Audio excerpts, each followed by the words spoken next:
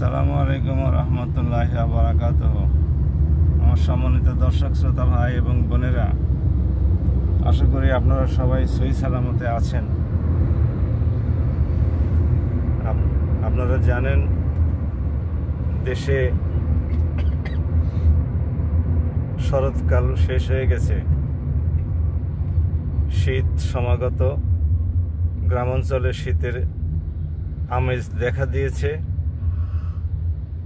শহরগুলোতে তেমন একটা শীত পড়েনি, তবে পার্বত্য অঞ্চলগুলোতে শীতের প্রকোপ একটু বেশি, যেমন উত্তরাঞ্চল, আমাদের খাগড়াছড়ি, বান্দরবন, রাঙামাটি, এগুলো পাহাড়ি অঞ্চল হওয়ার কারণে শীতের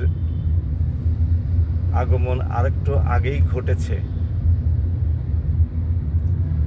হঠাৎ করে গরমের পরে শীত পড়তে গেলে অতীতেও আমরা দেখেছি যে বিশেষ করে ছোট বাচ্চাদের কাশি, সর্দি, জ্বর এ সমস্তগুলো হয়। আপনারা একটু খেয়াল রাখুন, আমাদের প্রাণপ্রিয় সন্তান সন্ততি, নাতি নাতনিগুলো যেন রাতের বেলায় শীতে কাতর হয়ে নানান রকমের ব্যাধিতে আক্রান্ত না হয়, সেদিকে খেয়াল রাখবেন। যে সমস্ত ঘরে ফ্যান চলার দরকার, সেগুলোতে ফ্যান চালালে পরে তাদের গায়ের উপরে ব্ল্যাঙ্কেট দিয়ে রাখবেন, কম্বল দিয়ে রাখবেন, যাতে করে ঠান্ডা সরাসরি তাদের গায়ে না লাগে।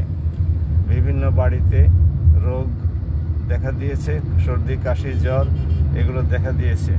এখন সামনে ফাইনাল পরীক্ষা, এই পরীক্ষায় যাতে করে তারা অসুস্থ না থাকে সেই জন্যে একটু সচেষ্ট থাকা আমাদের গার্জিয়ান হিসেবে দরকার। আসুন আমরা তাদের দিকে খেয়াল রাখি। তারাই আমাদের দেশের ভবিষ্যৎ এবং দেশের কর্ণধার হবে ইনশাআল্লাহ। আল্লাহ আমাদের সমস্ত সন্তান সন্ততি, নাতি নাতনি ওদেরকে সুস্থ রাখুন এবং দেশ গড়ার কাজে নিজেদের সুন্দর ক্যারিয়ার গঠন করার তৌফিক দান করুন।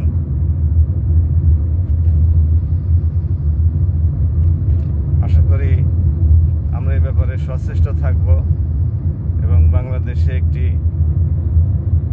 সম্ভাবনাময় জনশক্তি ইনশাআল্লাহুল আজিজ আগামীতে গড়ে উঠবে।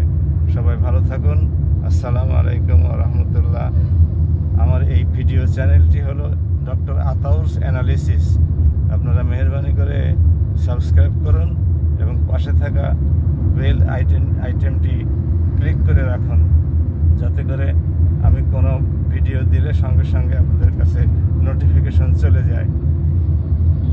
সবার সুস্থতা কামনায় এখানেই শেষ করছি আজকের ভিডিও। আসসালামু আলাইকুম ওয়া রাহমাতুল্লাহ।